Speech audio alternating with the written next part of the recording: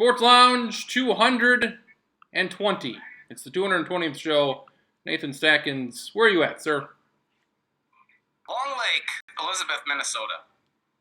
LLC. Show brought to you by Leinenkugel Summer Shandy. Where's your Leinenkugel, Marcus? No alcohol. No alcohol. Over here.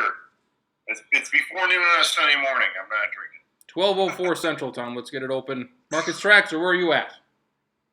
My recliner in my living room, Mitchell, South Dakota. Sheldon Hildebrand taking a swig of the good stuff.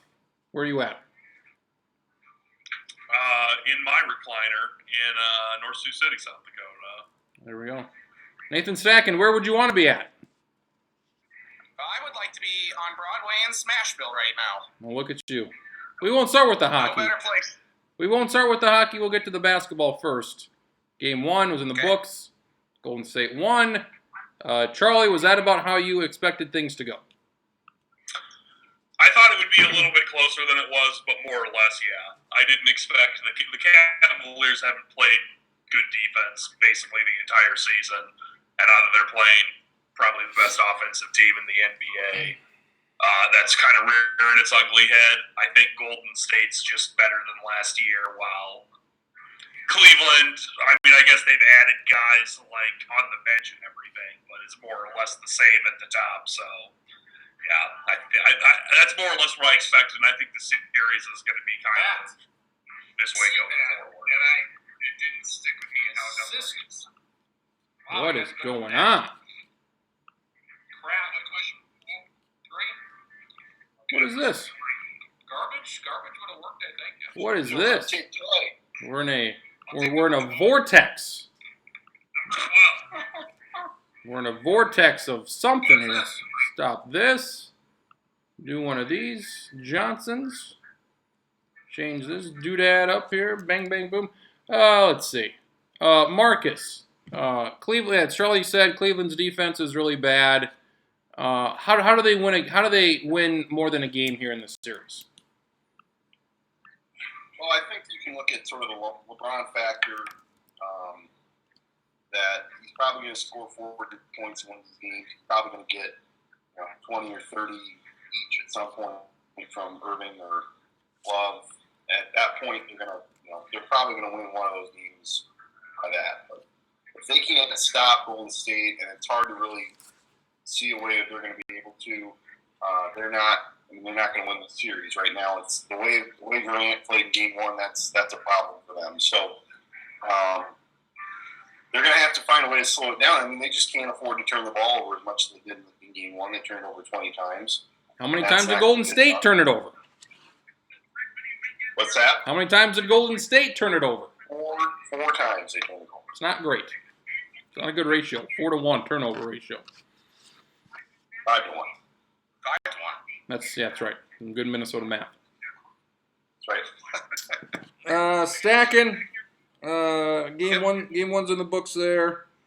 I think people are maybe overreacting a little bit, saying, "Oh no," because you and Charlie and I think we all picked Golden State in 5, and I feel confident that's going to happen. But I think people are people overreacting to Game 1. They were down 2-0 last year. Game 1 was a game last year where Golden State had a huge lead. Cleveland came back to take a lead late. Golden State won late in a closer game. Then Game 2, Golden State blew their doors off, and then Cleveland wins 4 of the next 5. I think people are maybe overreacting here a little bit, or maybe they thought Cleveland was better than I did. I think we all fully expect probably Golden State to win again in Game 2. But just because of that, I don't think the series is necessarily over, even if they beat the shit out of them by like 30 points again. I think they're winning one game in Cleveland, so... Are people overreacting to this one game here? Yes. I would say yes, but people were certainly expecting the big three of Love, Irving, and James to compete with Curry and Durant. But as has been mentioned earlier, the defense is absolutely atrocious. Kevin Durant and Steph Curry are playing really well right now. Kevin Durant's going to be the MVP of the finals. They just don't have enough. Golden State, I think, is motivated this year by the fact that, they had the most wins in the NBA last year and lost to the Cavs. everyone seems to be thinking, this could be a series. And I think there's also something about trying to finish the postseason undefeated. And I think that's going to keep motivating Golden State in addition to whatever the issue going on with Steve Kerr is, to whatever, fact that is.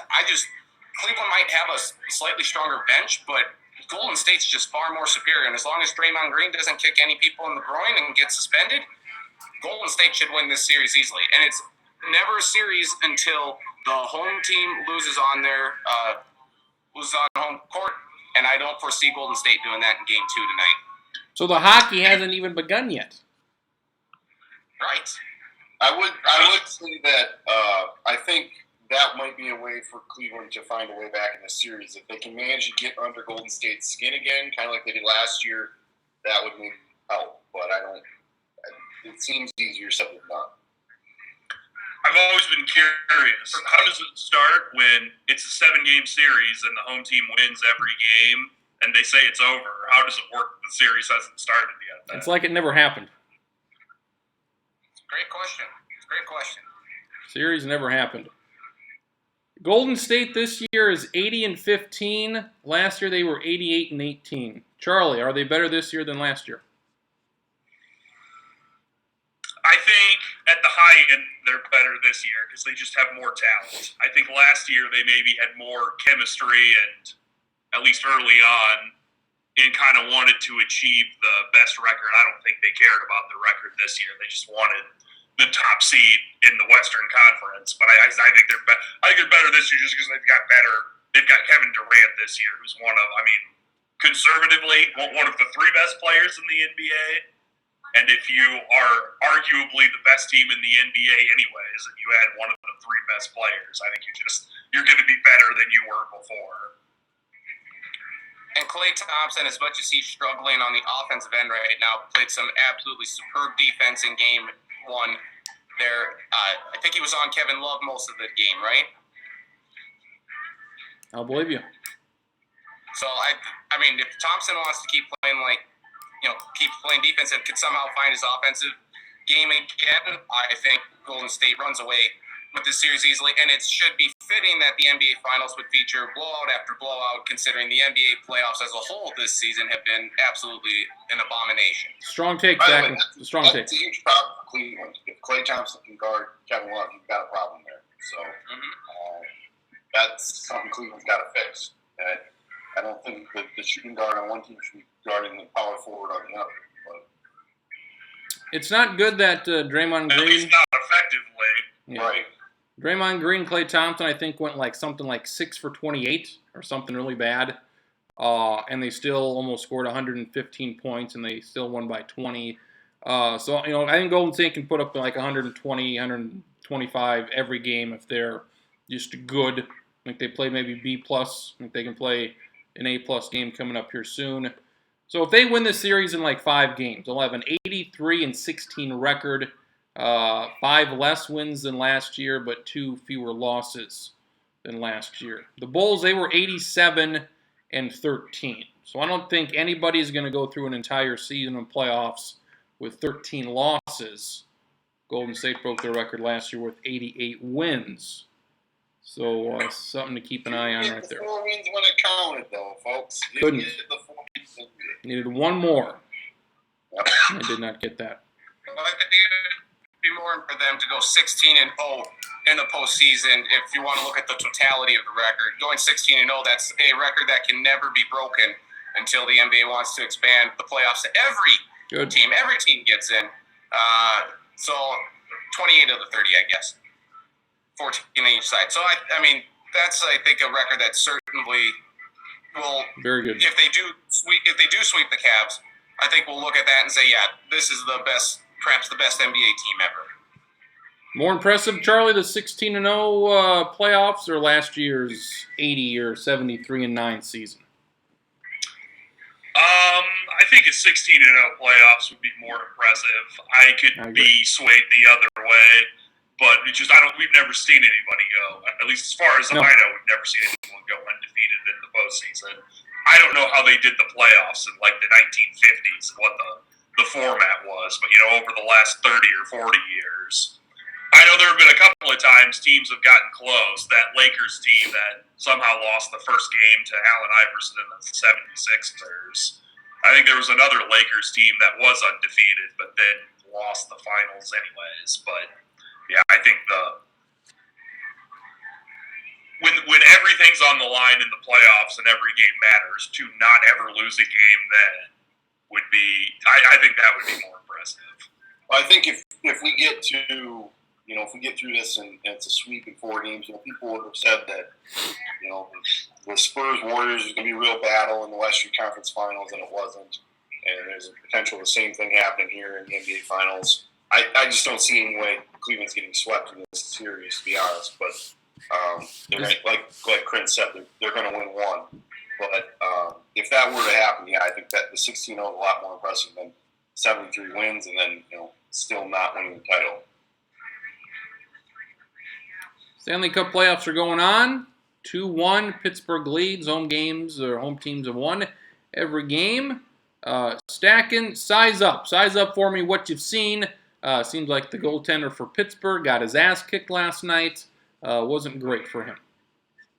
Well, I think that was somewhat to be expected, considering how geared up Nashville was. They were going to come out and play a really good game. And, after that first goal that they allowed, 2.5 minutes in, I thought maybe that would, rattle Pekka Rinne and the entire team a little bit. But that crowd got behind them. They kept cheering. They were throwing catfish all over. It was great.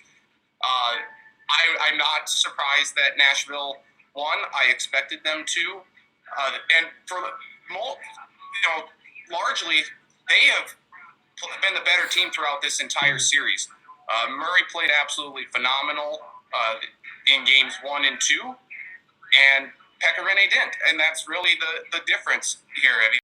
How the hell Pittsburgh won despite going 37 minutes without a shot on goal in game 1 and still found a way to win is still amazing to me. And then the wheels fell off the wagon in game 2 in the first 4 minutes of the third period when they gave up 3 goals in those first 4 minutes. And that's the real difference. Otherwise, Pittsburgh has not looked impressive apart from Jake Gensel, that phenomenal rookie from Omaha.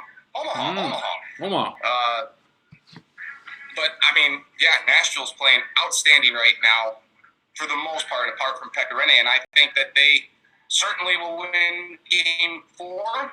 And after that, 3-game series. As mentioned, they've been playing the better hockey throughout this entire series, and I think I certainly could see them winning it all. I think in the end, Pittsburgh will, but Nashville's played a lot better so far through the first games of this series than I thought they would. You said Pittsburgh in 5 or 7. It's pretty much got to be 7 now. Yep. There we go. Well, yeah. That's right. I just don't see them winning. I don't see them winning the cup in Nashville. I really don't.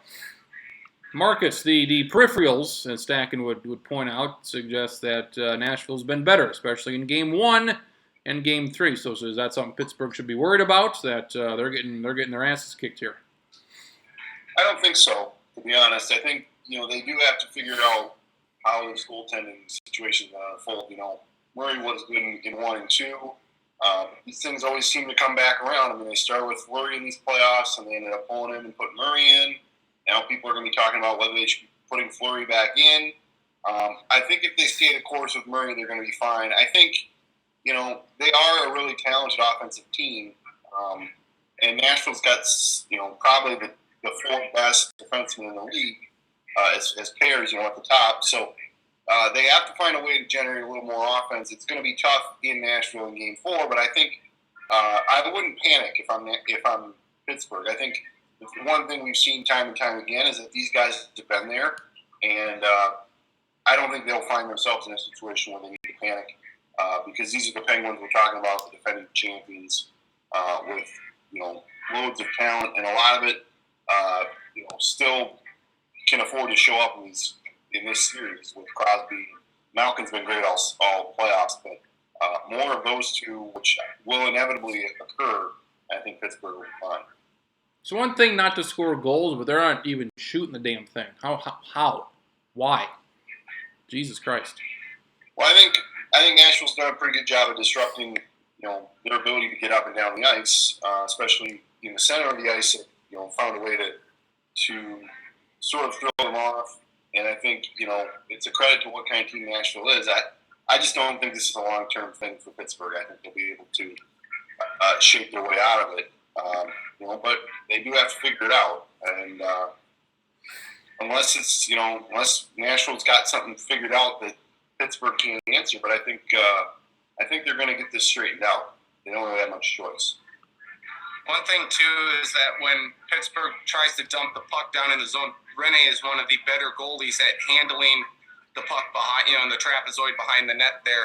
So he's able to get it to his team for the most part, and that doesn't help Pittsburgh's offense get set up and get a lot of shots. And plus, also, Nashville's dominated the faceoffs so far this series. They won like 10 of the first 11 in Game 2. They won a high majority of them in Game 1. So that's also not going to help Pittsburgh's offense if you can't win a faceoff, especially in your offensive zone.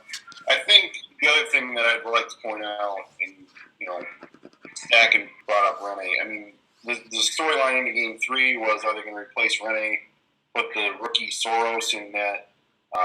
Basically, it ended up being basically all talk. They stuck with Rene.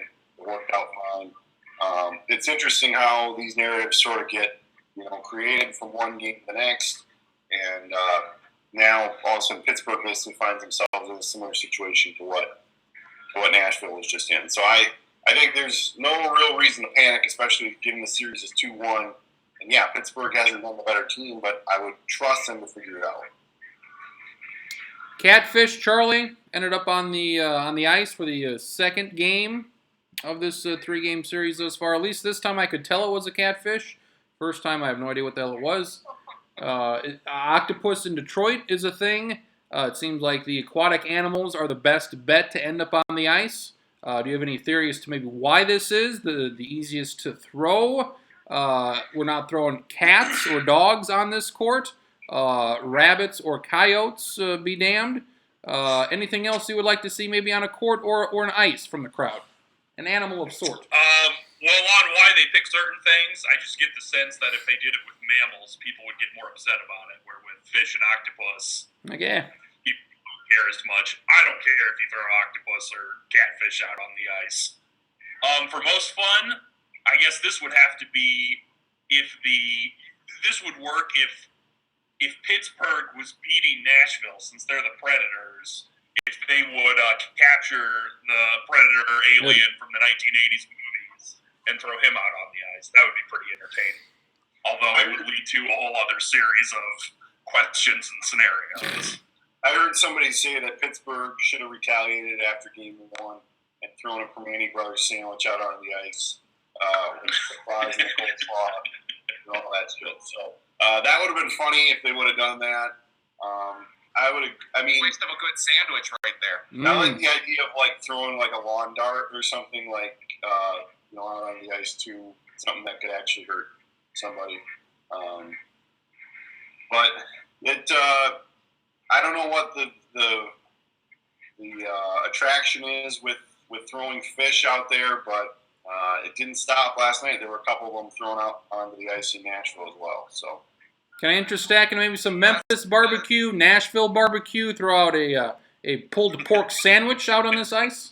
No, you're wasting good sandwich. I mean, get these stinky, stupid fish out of there. I saw that. I leave it to ESPN to talk about why they throw catfish on the ice in Nashville, and someone said, because the catfish is the bottom feeder of the fish. And well. Okay, good job, ESPN. That's great Stanley Cup final coverage. Good analysis. We should learn this from you. Great analysis. Also, Nashville, the local fish market did have a deal that if you had a ticket to Game 3 or 4, you could call in, get a free catfish to throw on the ice, or do whatever with as you please. I think it'd be cool if San Jose, maybe threw a shark on the ice. Maybe that'd be interesting. Go down to the local fish market there. Certainly the Coyotes in Arizona, why not throw a coyote on the ice every once in a while? Diamondbacks? Yes, throw a snake onto the field whenever Paul Goldschmidt hits a grand slam or a home run. I think that would be Snakes great. on the field. Let's get those snakes out there. To combine Traxler's idea of lawn darts with aquatic animals, let's just throw swordfish out on the ice. Yes, let's do it. I can't, they have the sausage races in Milwaukee. They have the big president heads, those races in Washington. They should honestly have live penguins in Pittsburgh race for like a, 20 feet stretch. Have these Blue line to blue line. Right little down the fuckers middle. I like waddle that. down. That'd be great entertainment. I mean, I don't know. Is it safe to assume there's probably a zoo in Pittsburgh Gotta since be. it's a major American city? Give me a half dozen penguins. Or just have people dress in penguin suits and have them race. Could do that as well. Or we could have like country music stars, big head country music stars, the best of the best. Get it done. Stacking, what do you make of these? Don't let them sing the national anthem, though. Don't let them. No, they're great singers. Don't let them sing the national anthem, for God's sakes. Stacking, the big crowds. What do you make of the crowds? Seems like there's a lot of people in a very small, concentrated area. Well, you and I think, can speak from experience. We're the only Northern ones who've Iowa been can't on speak both. at all. Northern Iowa can't speak for anything. You and I. Except for Kurt Warner and David Johnson. And for every SDSU coach on staff right now. But besides that, that's fine. Crins and I can speak from experience that Broadway is a very happening place. It's a very cool place there in Nashville. And to see those crowds, I don't think there's ever been anything like it for a Stanley Cup final game, I can say. That just the whole atmosphere, the whole area has been captivated by the Predators and have really rallied and gotten on board. And to see that many people just line up Broadway, having a concert there with all the country star singers like Alan Jackson and everything, there's nothing I've ever seen like it. And I so wish I was had been able to go down there last night, not even just to go to the game, but just to experience that atmosphere. Better than game day in Fargo. Don't say it. Don't even say it. Horrible. I don't know. Oh, come on. It was better than game day. Better Good. than game day. Goddamn right I it would, was. like to point out that I think it was in 2010, Vancouver lost Game 7 and had a goddamn riot. So, Show me something, Nashville. Show me something. Yep, gotta show me something. Unless you're going to riot in Game 7, I don't give a shit. Yeah, very good crowds. Very exciting. Charlie, I haven't seen this much yellow since Hulkamania in the late 80s. I don't know about you.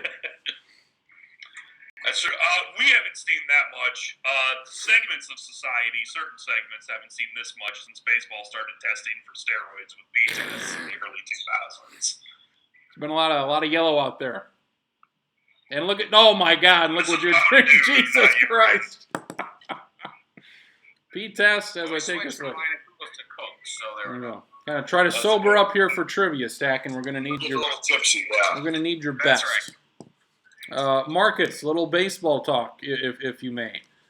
Say stuff about baseball. We'll get to the Twins abortion here in a bit, but Make the bullpen great again. make it average again. Twins on the way, but Mike Trout was having his best year, which is saying something because he's been the best player every year he's played. So how disappointed are you? Out 6 to 8 weeks, hopefully closer to 6 than 8, that he can come back. I think he can still be the MVP just because he's that much better than everybody else. Thoughts on his MVP chances, because he'll win it every year that he's alive. I think it's good. I mean, I think, would you say right now is the second best player, Aaron Judge? So Judge and Sano have good chances. Sano, those are Carlos the two Correa. right now. And there's a big gap between 1 and 3, 1 and 2. So I think Trout will come back if he can, get it going like he had it before. I think he should be the MVP, no problem.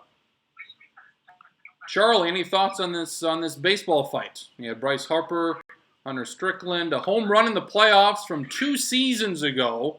They had not faced each other since, and Strickland obviously remembered this. A fastball to the ass at 98. And Strickland got 6 games, Harper reduced to 3. Just penalties, and it looked like a decent baseball fight. Some punches were actually connected. It was good. A few things. It was better than most baseball fights. That one. Two, I would much rather take a fastball to, the fat on your ass as opposed to like the shoulder or the head or anything.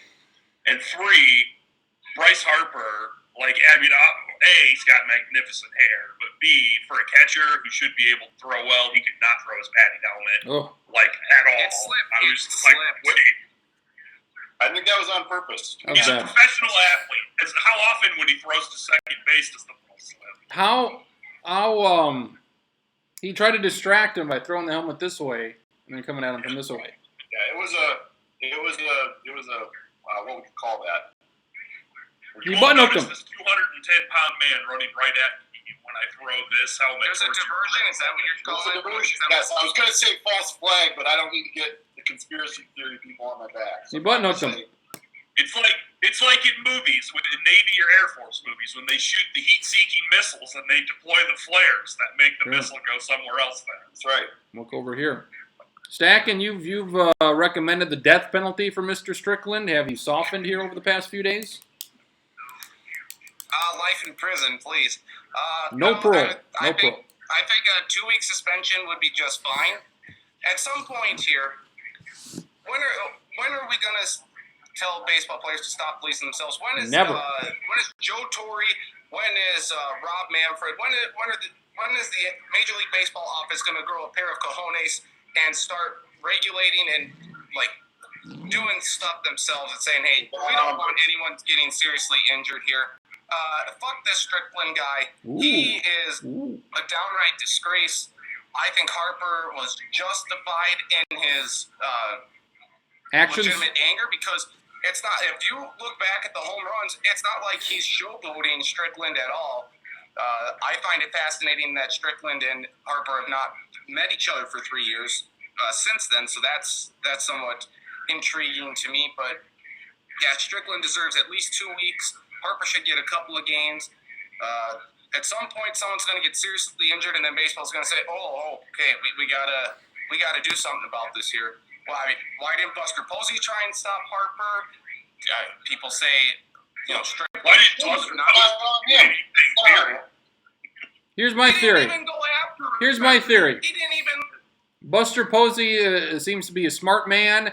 He said, I want nothing to do with this. If there's any retaliation on San Francisco's side or on Washington's side, it's probably going to be at Posey, their best guy. So he can't be real goddamn pleased at this. So I can't imagine this was a team decision. I would say Hunter Strickland went into business for himself because this was like a 2-0 game in the 8th. I'm going to show you by putting you at first base. Haha, no. I would just like to say what I don't necessarily agree on life without parole like Stacken, but I would say that part of the problem is, you have Joe Torre as the guy who's deciding on the punishment. Joe Torre's been in baseball for the last 50 years of his life. He is going to think this is fine, or he's not going to want to come down on, guys of his ilk. So I think you need to have the punishment held by somebody else. Rob Manfred is not Pete Rose? technically a baseball Pete Rose. and he's a lawyer, so Pete Rose. what's that? Pete Rose. Pete Rose. Have Pete Rose decide. Pete Rose would be a 1-game suspension. Millennial. Pete Rose. I think that's part of the problem. I think you need to give it to somebody else who's just going to say, it's not going to be business as usual anymore. We're going to start, treating this differently because I agree with Stacken. Somebody's going to get hurt, and then we're going to, wish we had done something different. And I would just as soon we not wait for that to happen. Let's handle it while we got a chance. Especially when you've got a guy just being a jackass like Strickland. This is a jackass move. If you want to hit him with a 70-mile-an-hour curveball, I guess I don't mind. But 98 to the ass is a different story. What was the spin rate on that one? I mean, a little spin rate. 98 to the dome is a problem. Yeah, spin rate. Give me the spin rate right into the ass. I mean, you were just talking about Mike Trout being injured out 6 to 8 weeks, and is that bad for baseball? It's not bad. It's bad because you're losing a star player, but the Angels aren't very good, so they're not in the playoff discussion. Well, imagine Mike Trout's out 6 to 8 weeks because he got hit in the head by a fastball. I think if that happened, we would be having a different conversation. Imagine Well, I would say it's one thing if it happens on purpose, like this one did. It's another if it's an accident. Right.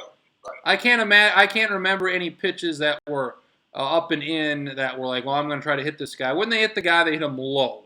For the most part, maybe in the middle of the back. So hopefully, when they do this, they know what they're doing, thankfully. But it is humans out there, and things can slip a little bit. So if you miss by maybe 12 inches, instead of hitting him in the ass, maybe hit him right in the goddamn eye. So who knows? But that's what I mean, I guess. If Harper had gotten seriously injured, I mean, you're looking at, a team like the Nationals leading the NL East right now, perhaps the best team in the National League. And then I think you're having a much more different conversation about this sort of thing than, he just got hit in the ass, big fight ensued, yada, yada, yada. I'm actually more upset with Strickland than I am with Rougned Odor from last year. And I think God! That I wanted Rougned Odor suspended for life. So hung from the Space Needle. I think Strickland definitely deserved more than 6 games. I think that's an absolute joke, and Major League Baseball should be ashamed of themselves. Real quick here, if we're being honest, Pete Rose wouldn't suspend him for 1 game if he had the power to do it. Double or nothing. He would float it was going to be 1 game until Vegas started taking odds on it. Then he would have an intermediary go and really jack the lineup one way to screw up the odds, and then he would bet the other way through a different intermediary to profit off of that. Smart man, Pete Rose, playing those odds. He should be the commissioner for the Vegas team, honestly. What do we got here? Twins bullpen. This was a Monday afternoon Memorial Day game against my Astros. They scored 7 in the 5th, I think it was, or something like that. 8-2 win. Irv's throwing a gem, going 115 pitches. He's throwing great. One day after the 15-inning marathon against Tampa Bay. Bullpen's dead, so Irv goes an extra inning. 8-2. They need 6 outs before Houston can score 6 runs. Houston scores an abundance of runs. Where they score 11 runs, 11 runs in the 8th, 4 or 5 more in the 9th. Bullpen is destroyed. Houston scores 40 runs in a 3-game series, the most they've ever scored in any series. 3, 4, probably more than they've scored in any 7-game series in playoffs, for God's sakes. So Twins go on the road, beat the shit out of the Angels for a couple games. Hopefully they take 3 out of 4 today. Marcus, do you have my big issue with this little bullpen deal is that they called 2 guys up and they didn't put them in until the very end of the game. So if you can't bring in these guys, this Wheeler and Ruzinski fella, with 6 outs to go, up 6, why the fuck did you even call them up then? Well, they went with Presley. Or they went with Presley. And Presley gave it up. Yeah. It's not good. I'm not saying that this is the perfect situation. Perfect situation to bring in these scrubs in. Right. Because you're trying to save the bullpen. This is what you called them up for. I mean, you couldn't have asked for a better situation. Up 8-2 in the 8th. I mean, what are we doing?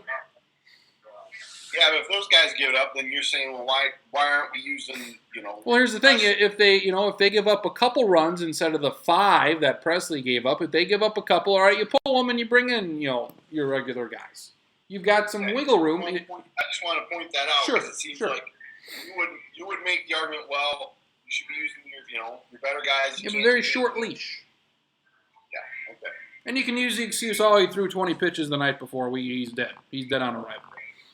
And then I would say that this is just it extrapolated or maybe showed the problems that the Twins have in the bullpen even more so. I mean, the bullpen is a huge problem. The starting rotation, for the most part, is also a problem, but they've gotten away with it. I think you mentioned that the Twins have thrown a lot of pitches for starters this year.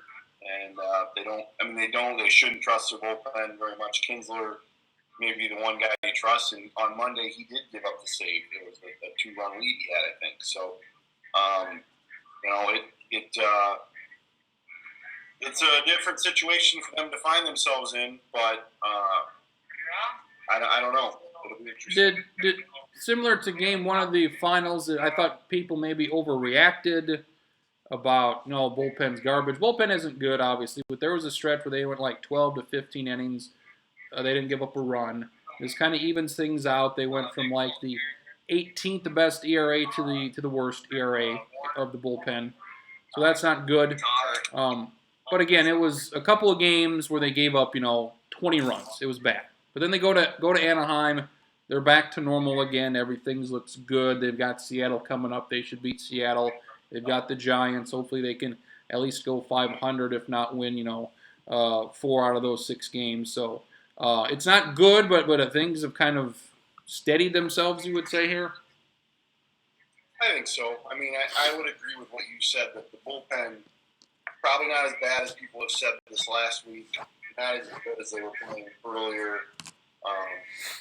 It's a tough situation for them to find themselves in, because you have to give these guys, a lot of them are younger guys, you have to give them a chance to have some success, otherwise you're not really going to know what you have. And a couple of these guys have stepped up. I would say Rogers is one of those guys. Kinsler's done fine, but at the same time, there's a lot of pressure there for them to figure it out, because if they are going to be contenders going forward, I think regardless they're going to have to add somebody. They got to find an arm or two, which should be okay. That should be something reasonable they can do. Starting pitching, on the other hand, will be more difficult to add, but they do need to kind of find out what they've got here. I think that's part of why we're sort of having this back and forth. If Phil I like that Hughes, Rosario guy that came in the other day, though. He looked like he could be something worth a darn. Randy. gave up a couple runs there. They got 2 Rosarios. I didn't see him pitch. He gave up 2 runs. So I don't know what to make of him. He looked okay to you, I guess. I guess I only watched the 8th inning, and he went 1, 2, 3. Oh, did he? And, Or was that okay? Are we talking about the same guy here? well, if he stayed in the 9th, then yeah, they did give up 3 runs in the 9th inning on Friday night. So if that was him, I didn't watch the 9th, but from what I saw in the 8th, he looked like he's a. Maybe I don't know what the hell I'm talking about. Alex Wimmer came up. He was fine last year in a dozen innings. Eamon doesn't like him. That's fine. I think he's okay. He's fine. He can be a guy. So Twins still in first place. Still chugging along here. We have some trivia here. Mr. Hildebrand. Real quick, Yes. baseball, for like the first time ever, I've actually got something to bring. Oh, what do we got here, Not just folks? answering What do we got here, folks? Although this could really backfire, because I think this happened this past week. It may have been the week before. So this could blow up in my face. But Clayton Kershaw, pretty good at baseball, good at pitching. Apparently reached his 2,000th He did. strikeout, I think it was. And He it did. was the second fewest batters ever faced to get to 2,000, where only Pedro Martinez did it faster. So that's pretty good. He should get 3,000 strikeouts. He's still relatively young. Yeah, he's by far the best pitcher out there. Something on the 2080 Baseball Podcast, which I'll be taping here in an hour and a half. We'll be talking, I thought, Brewers-Dodgers on Friday night. Jimmy Nelson against Kershaw was a great pitching matchup. Jimmy Nelson went 8 shutout innings, had like 11 strikeouts. Kershaw gave up 1 run in 8 innings, and he struck out 7 innings, struck out 14 guys. So that was outstanding pitching matchup right there. Trivia, baseball trivia. So get your baseball pants out. Charlie, yes. Sunglasses on, folks. I got my cleats on. Cleats are on. Marcus got your Sorry, cup on. baseballs. My spikes on. Jockstrap in. Cup check and cup checks. Me and Charlie talked a little bit about something last week, and then I came up with the trivia question that I was excited for. That's right. I completely forgot when we talked about that this week. Well, that's good. So I was very excited to come up with the answers for this question. I was very interested. I was very intrigued, CC, to see what the answers to this would be. I think the difficulty of this is a good difficulty. So keep that in mind. We'll go Charlie, Marcus, and Stacken. Go from south So to. I'll out after 1 or 2 answers. I Nope. like this. We'll go from south to north on my atlas here. No strikes. We keep going till you can't go no more. There's 21 answers, so I don't know if we're just gonna go first one to 5 wins, or we'll just go through them, and once we just can't answer anymore, we'll see who's at the top of the heap. So we'll go like that, okay? I like it. All right, sounds good. Sounds difficult. WAR, we all know what WAR is here. Wins above replacement. Mike Trout, the best WAR every year, considered the best player. WAR, decent indicator of who the best guy is in the league. What is it for? What is it good for? I don't know. So what I want, this goes back to 1991. So you have 25 years or so to work with here.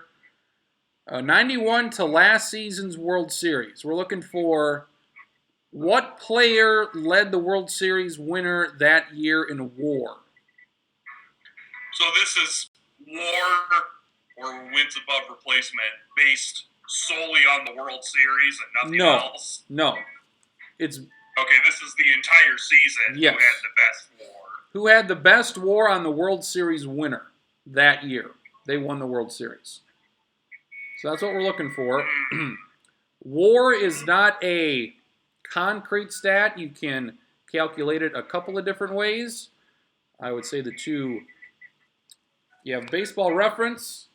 You have Fangraphs. I went with both of these. The majority of the time they had the same player. A half dozen or so times they had two different players. Fangraphs had some guy number one. Baseball Reference had another guy number one.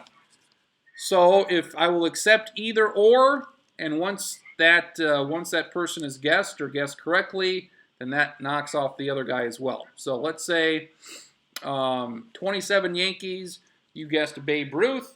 Let's say Fangraphs had Babe Ruth, but Baseball Reference had Lou Gehrig. Then that would knock off both of them right there. Okay. If we understand that there. Is this a position players only, or like are there pitchers? There are pitchers out here. It's the best player. So pitchers are on here. Position players are on here. You do not need to give me a year. You do need to give me a team.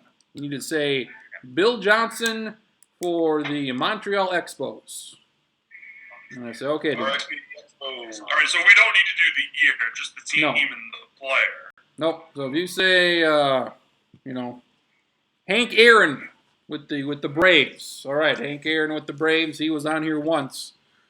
And again, if there's anybody on here multiple times, you say them once, they're done for the rest of the deal. So, and you do not get any bonus points for picking guys on here multiple times. I like this question based on what we were talking about last week. It was a specific World Series, which that one I don't even want to guess who'd have the highest It's a one. tough one. But I'm assuming that's how when we were talking about that, Yes. that you came up with this. I'm like, I wonder who that guy was, and I wonder who I all don't the know. other. I thought this was going to be like obscure World Series winners who won one and then didn't make a World Series for like 10 years on either side after that. That'd be a good question for future use. So, best player on the World Series team, cumulatively throughout the season, WAR. We all got it. I will not. I probably won't give you what years are available. I'll give you what years have been done already. So, we'll go from there. Good to go. Yep. Charlie Hildebrand, start us off. Any World Series from 2016 to 91. The best player on that team, according to WAR. You said we didn't need the year. Nope. I'm going to be a jerk and use the year anyways because I think it's the only time he made one. Could be wrong on the year, though. This I is the think it World was Series 2000. winner. The World Series winning team. Just the But we World. have to pick the team that won. If it's on the losing team, if you're going with maybe somebody I thought you were maybe going with, losing teams don't count. Just the winning Okay. team. Well, I got to come up with a completely different one now then. I figured Okay, you were going so- with somebody named Barry Bonds, perhaps. Can't use Jeff Kent. You can't. Not available. JT Snow, not on here. That's true. I was going down the Barry Bonds path, so I've got to recalculate. Think World of some Series World winner. Series. Okay, well, all right. Winners. We'll do easy ones, or I'll do guys that almost certainly have done it first. I think they've won 3 in the last 20 years. I'm assuming at least once Boston Red Sox designated hitter David Ortiz has done it. David Ortiz did it in 2007. He did it once. That was the Rocky series. Rocky series. They swept him. This was a case where one site had one guy, being Ortiz, which is probably right. The other site had Josh Beckett. So I also would have accepted Josh Beckett. Ortiz out. 07 was the only year. 1 point for Sioux City. Marcus is up. I will take the man who reached 600 home runs last evening, Albert Pujols. Evening. Good evening. David Ortiz, again, give me a team. David Ortiz, Red Sox. Pujols would obviously be Cardinals. Yes, 2011. They beat the Rangers. Interestingly, this was a split one as well. The other man, I'll give you a crack at the, here's what I'll do. I'll give you a crack at the other guy. If you can give me the other guy, I'd be very impressed if anybody could come up with the other guys on any of these. I'm just going to say Chris Carpenter. Close, Lance Berkman. Lance Berkman. That's not that close at all. They were on the same team. God damn it. They weren't on the same team. They both have first and last names. Both They won. do. So Albert Pujols 2011. Albert Pujols also 2006. So he's a double whammy. I'm a two-time guy, yeah. Two-time guy. All alone in 06. What should we call Stacking here? Who does he look like? Married. Stack boy. All right, so I was That thinking, guy that sang that 80s song, I Wear My Sunglasses. I'm I don't Billy. know what his name is. Maybe I'm Billy Joel and I'm blind playing the piano here. No, That's not Ronnie Billy Joel. Millsap. No, I That's think- Stevie Wonder. You didn't start the fire, Stack. You started the I fire. do like that for the first time in the history of time, Charles. someone got Billy Joel and Ray Charles mixed up. It won't be the first time. It won't be the last. Maybe it was Stevie Wonder. Who the hell knows? I don't know what I'm talking about Blind here. as shit. It's that's A very legend. blind. Very blind. I was thinking one guy, but I'm gonna go with the other one that I think might be a little smarter pick. So I will say the New York Yankees and Mariano Rivera. This is not on this list, Stacking. This is not on this list.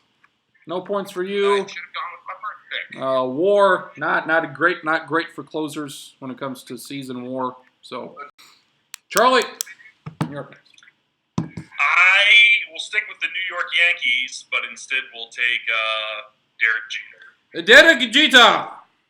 That was who I was gonna say. I should have just gone with it instead of You Mariano should have. Rivera.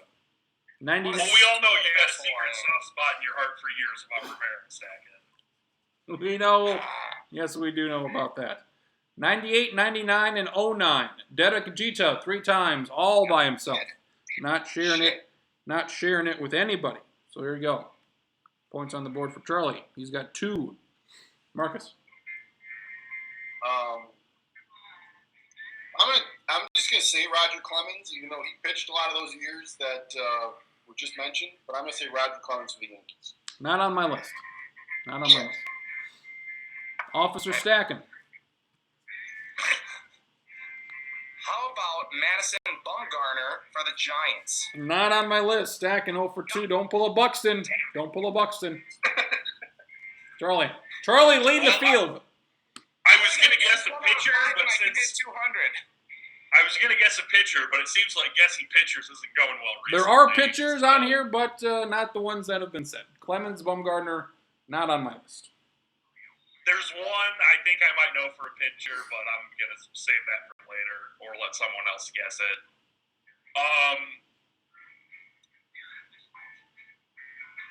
This might be the part where pride kicks in and I get myself in trouble. As the only White Sox fan here, I feel like I need to get the White Sox one. I'm trying to think of who that could have been. I'm going to guess that in 05 when the White Sox won the World Series, it was Paul Konerko that had the highest WAR. Good guess. I believe he was probably second or third from what I remember, not first. No. He was the guy that I would have guessed as well. He was the guy I was expecting to lead the team, but no. So that World Series is still out there. Marcus. I'm going to say Randy Johnson, 2001 Diamondbacks. That'd be correct. He was. Well, that was the pitcher I was going to guess. So I don't have to worry about guessing pitchers. Randy Johnson out, so he was very good. Considering he won the Cy Young like 4 straight years, I would be upset. I believe his WAR, from what I remember, was around 10, which is goddamn insanity. So 2-2. Stacken's got some shots here, but no goals. All I have to do to get a Buxton is get 1 out of 5. We're going to increase that right now. Stacken's VR at the replacement player right now. Very much so. Let's go with Buster Posey for the Giants. Nope. God, No, that's right. Buster Posey's on there twice. yeah. 2014 and 2012. All by himself. Stacking on the board. There we go. I made the Mendoza line. I got Buxton. I'm good. He's good. I'll just retire right now. Stacken's out. He's retiring, he says. Charlie.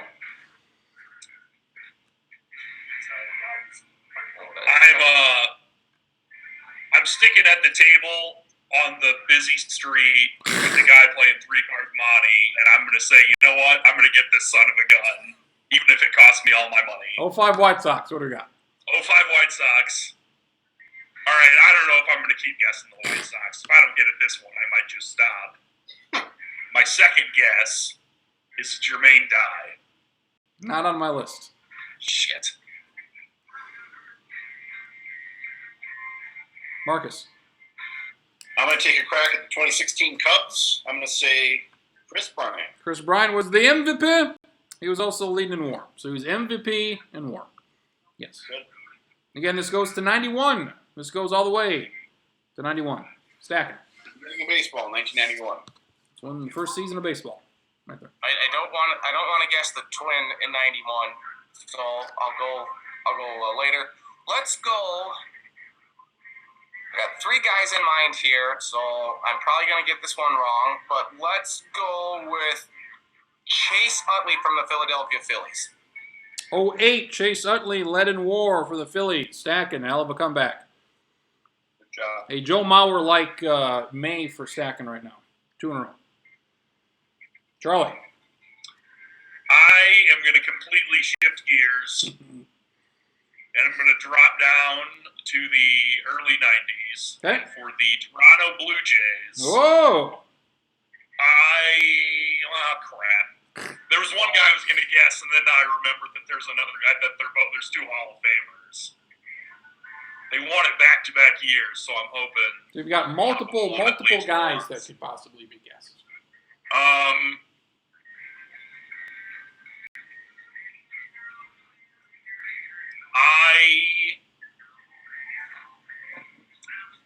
I'm going to stick with my original gut decision, although that was before I remembered the other guy played there, so this could get me in trouble. I will say Ricky Henderson. Not on my list. Good guess. Crap. Good guess. It's not Ricky Henderson. Marcus. I'm going to say Greg Maddux, 1995 Braves. That'd be correct. Everything about that was correct. 4 for Marcus. Dom DeLuise, you're up.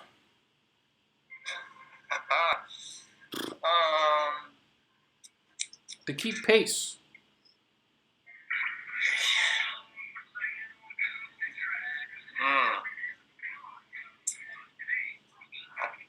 I'll take a stab in the dark. I'll try Kirby Puckett for the Twins. Not on my list.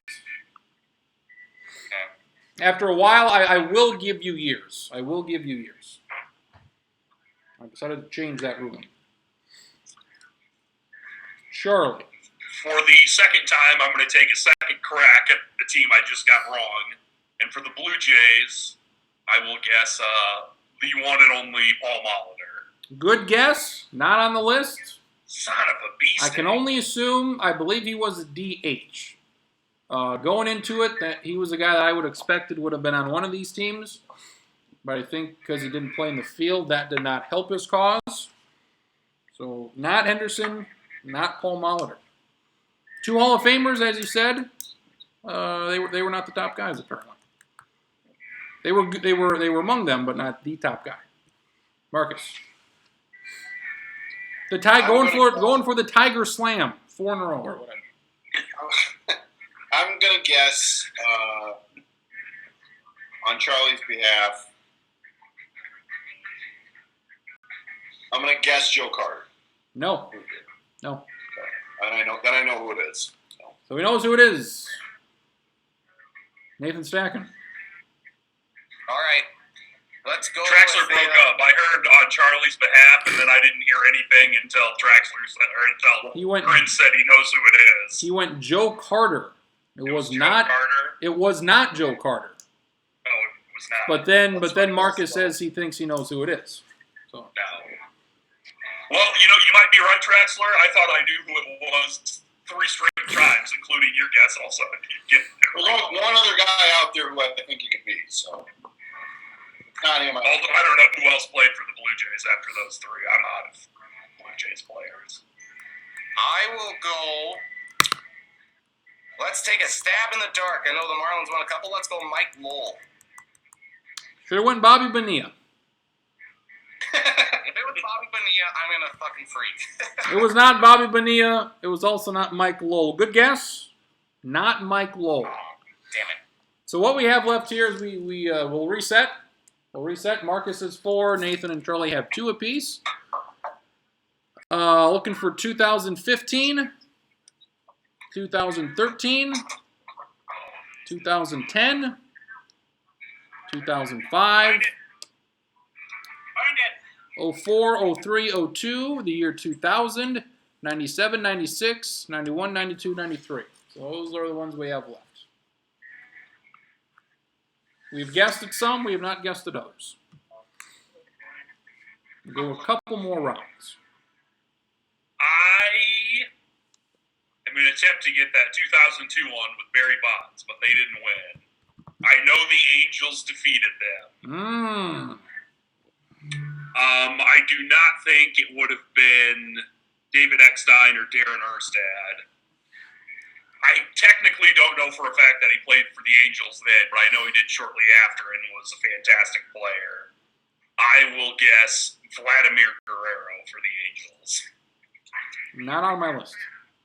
That's shitty. That is shitty. I have really fallen off a cliff since that hot start. It was very reminiscent to the Vikings, 2016 Vikings. 5-0. Gotta be a playoff team. Fuck, they finished 500.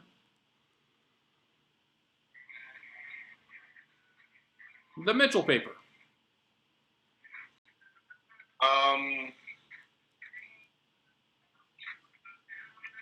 Well, I believe he's one of the all-time leaders in WAR, but I'm gonna feel stupid for guessing this, but I'm gonna say Alex Rodriguez for the Yankees. Not on my list. You would think, Goddamn it. but not on my Goddamn list. it. Blog spot.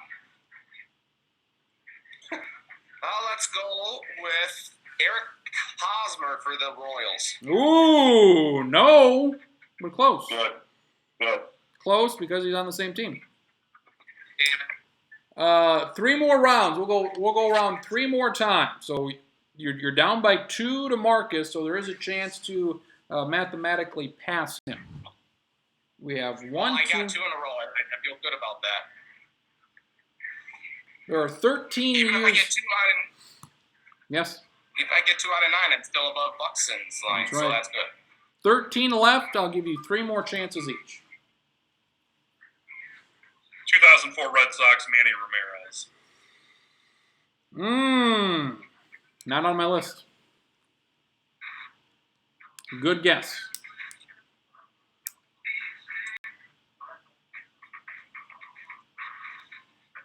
I'm gonna take a crack at the 91 Twins. Good fucking luck.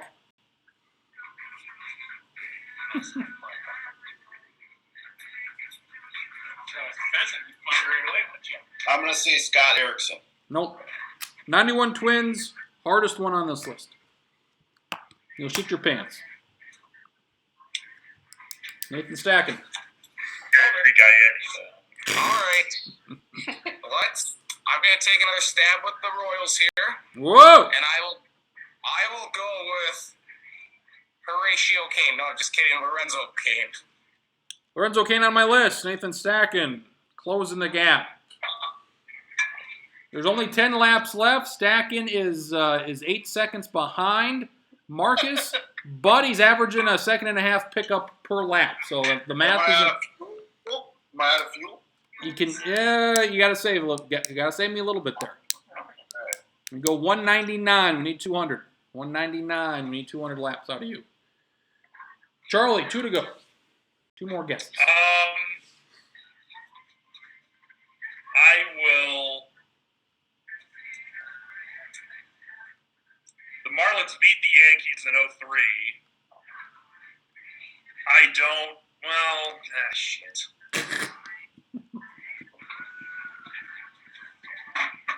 I think in 03 it's either Miguel Cabrera or Josh Beckett.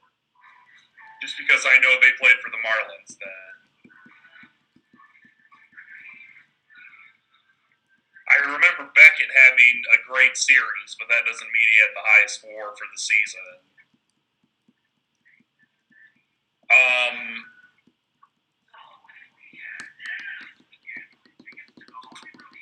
I'm going to stick with Josh Beckett for the Florida Marlins. Not on my list. World Series MVP, I believe. Not the WAR guy.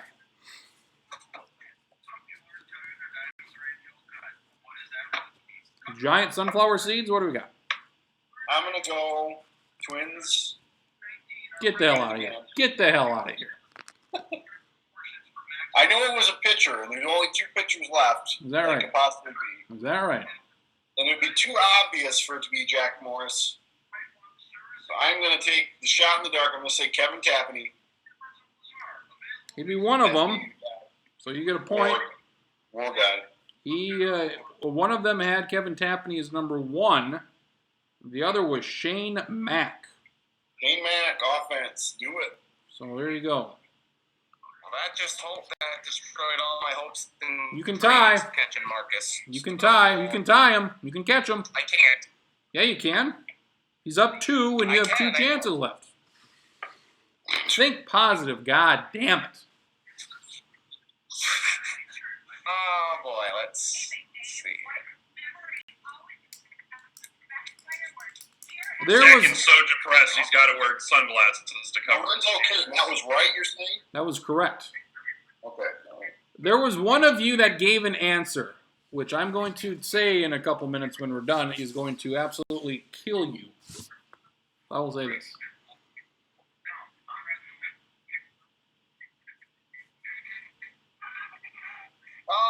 Okay. Echo.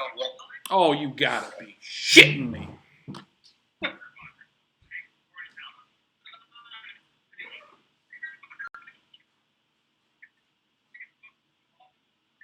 What the hell is that? I don't know.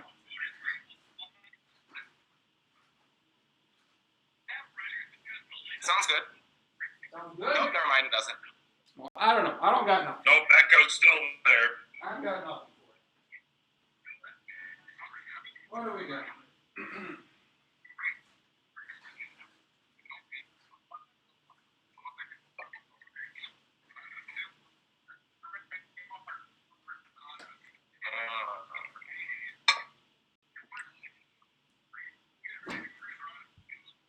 I may have nothing to fix it, so that's a problem.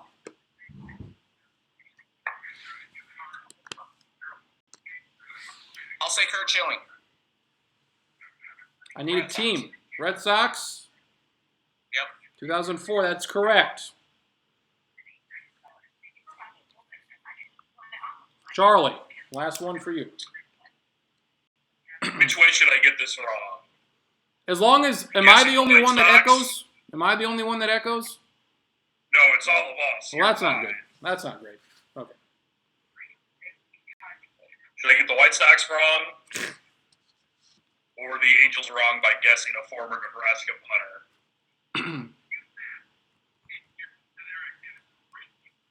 Both your guys.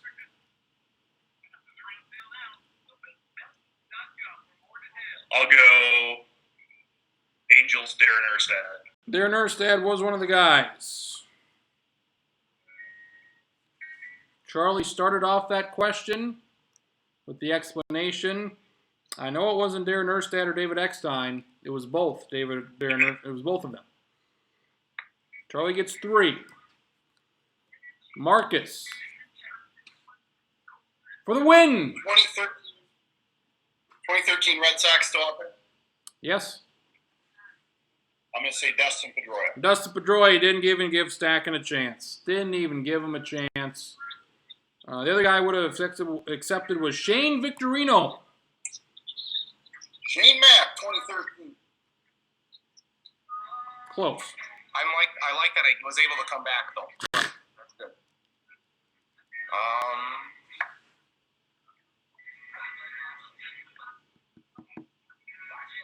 You think about it. Let me see if I can find something. Okay. God damn.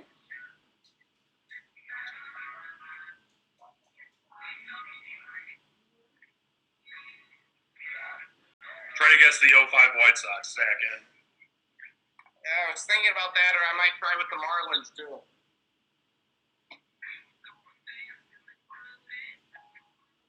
Well,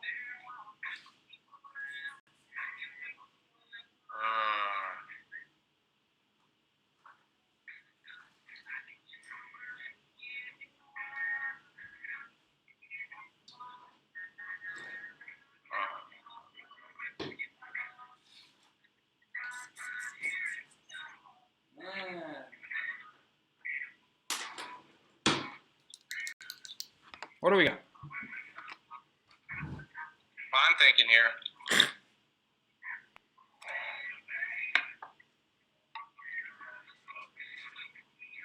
I'm trying to think of Marlins, and I can't think of any. Except the D train, Dontrelle Willis. Not on there. Good guess. Marcus gets 5. Stacken gets 4. Charlie with 3. 2010 Giants had 2 guys. These were the toughest 2 guys. Aubrey Huff and some guy named Andres Torres. Nobody was getting that one. Wow. I've heard of Aubrey Huff. Andres Torres, that was a surprise to me. 05 White Sox, Charlie. Was it John Garland or Mark Burley? It was Burley. Mark Burley. Also, the Echo is gone now. Look at that. Is it gone for everybody? Yep. Yes. It was an act of God, I tell you. All right. 2003 Marlins. Former Twin Luis Castillo Yeah. or Ivan Rodriguez. Catcher Ivan Rodriguez. I forgot that he played for him then. That was a tough one as well. 2000 Yankees. Wasn't that the playoffs where Barry Bonds got thrown out in the final game of the series at home and he tried to run over Pudge and The ball! I got the ball! just walked around holding the ball for like 10 minutes? Yes.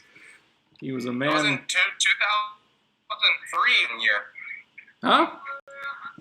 Wasn't 2003 Bartman year? Yes, it was. Yes, it was. I think that was the next round. 2000 Yankees. George Posada. Nobody took a crack at the 97 Marlins. I thought about it. Was it Gary Sheffield? Kevin Brown. Charles Nagy. Nagy! I want to go to an Angels game so I can shout Nagy! 96 Yankees was Andy Pettit. We get to our Blue Jays now. 93 Blue Jays. Helmet wearing John Olerud. Yeah. 92 Blue Jays. I believe this man is also a Hall of Famer. Roberto Alomar. And 91 Twins, we got No that. wonder they won back-to-back World Series. I They had a had lot of really good players. all those guys. So there you go. Gave it a Good chance. question. Did pretty good. We missed 1, 2, 3, 4, 5, 6. Only missed 8 of them. Got 13 of the 21, so not too bad right there. Wrapping up the show, a little over an hour in. Charlie, Phil Mickelson's not going to play golf at the U.S. Open because his daughter is graduating high school. Were you surprised that he made this decision? I was. And the echo's back. What the shit? What? Is it the U.S. Open that he needs It is. to win all four? He's 46 years old, I think. Yeah, so he's not going to have many more opportunities. Ballsy move. Marcus, how disappointed are you? Pretty disappointed, especially given the fact that I'm going to be there. So I'd like to see him play. I'd like to have him in person, but guess there's nothing I can do about it. Hypothetical stacking. Is that what I hear? Huh? Marcus, you're going? Is that what you said? Going to the U.S. Open, stack attack. He's going. Nice. Hypothetical for stacking. Let's say you have a kid, and then 18 years later, that kid somehow graduates. Yeah. And you are. Would you make this same move? Well, am I a famous golfer at this point? Yes. You are a famous blogger, and you have a big blog coming up. Yeah, I suppose I would have to attend the kid's graduation. Would you? I would ask why the graduation in the middle of June. That's stupid. That's what I say. If your graduation's anywhere past the first week of June, let alone the middle of May, get the hell out of here, I say. You got two parents for a reason. Case One one. parent goes to graduation, records it. Say, hey, look at this. Not because you hold your cell phone up to your eye. Gotta hold the iPad. If Way out here. Mickelson shoots bad, if Mickelson shoots bad, he can make the graduation. Something about missing the cut and being bad. Like, it can still attend graduation. You could. You could just blow the whole tournament. Final thoughts as we wrap up the program. 220.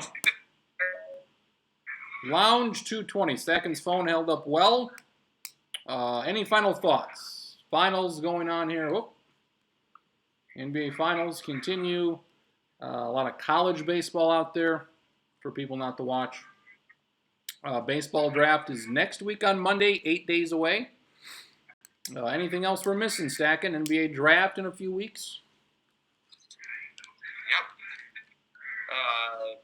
Bob Roberts is still alive in the college baseball playoffs, so that's good. We're happy for him. Marcus, give us your parting shot. I don't have a parting shot. Charlie, use Marcus's time. Anything? Oh, you got an NBA Finals thing possibly online? Maybe. Working on a coffee break for work. The 10 greatest NBA Finals series. What did you find out? Last year's did not make the cut. What did you find out about something a long time ago? In '78, they did not use the 2-3-2 format or the 2-2-1-1-1 format. They used the 1-2-2-1-1 format. They don't do that anymore. Very odd. You And a all guy know, won the MVP and only averaged 9 points a game in the finals. since we're talking about the series format, I have to make this too. They need to go to the 1-1-1-1-1 format. It's the way the game should be played. One. Like that in a row. That's right. Nathan Stacking at a lake in western Minnesota. Would that be accurate? Yeah, that sounds accurate. Marcus Traxler in an apartment, Corn Palace City. The Corn Palace Inn. What a beautiful home it is. And he's renting a hotel at the Corn Palace Inn.